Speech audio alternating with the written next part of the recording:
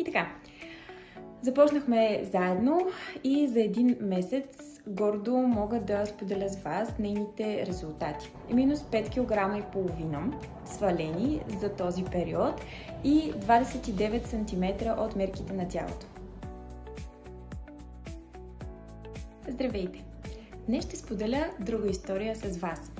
Става въпрос на една жена на средна възраст, с която работим от един месец.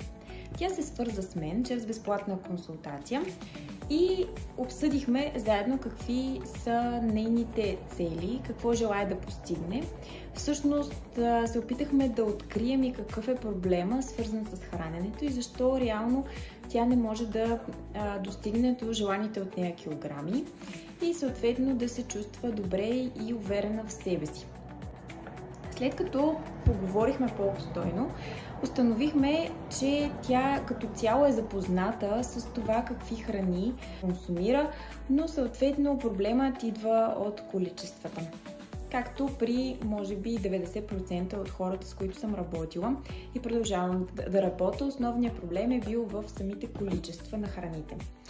С нея заедно обсъдихме това как тя преди е следвала различен вид режими или диети за отслабване, но реално в един момент ограничението в храните води до това, че тя просто се отказва и не може да спазва определена програма.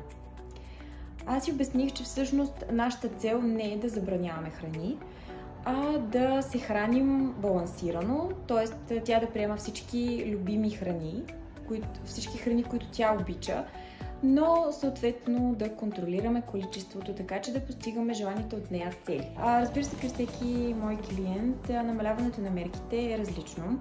Обикновено жените отслабваме повече първо в горната част на тялото и постепенно надолу, но при всеки е различно. Най-трудна за оформяне е долната част на корема, която обикновено последна се стяга и изчиства от мазнините, но смело мога да кажа, че това наистина са едни много добри резултати. От вас, които все още се чудят по какъв начин да свалят излишните килограми, да стегнат тялото си и да се почувстват по-уверени в себе си, може да се свържете с мен и заедно да обсъдим какво желаете да постигнете и съответно да ви помогна в целия процес.